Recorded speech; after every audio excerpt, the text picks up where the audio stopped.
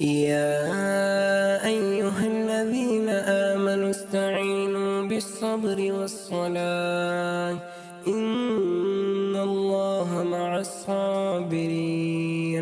ولا تقولوا لمن يقتل في سبيل الله أموات بل أحياء ولكن لا تشعرون.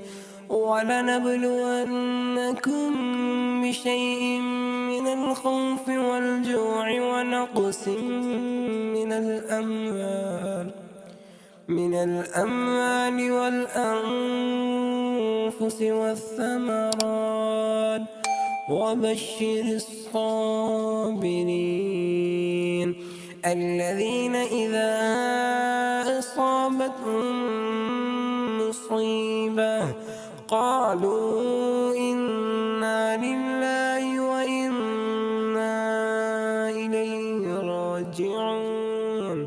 أولئك عليهم صلوات من ربهم ورحمة وأولئك هم المهتدون.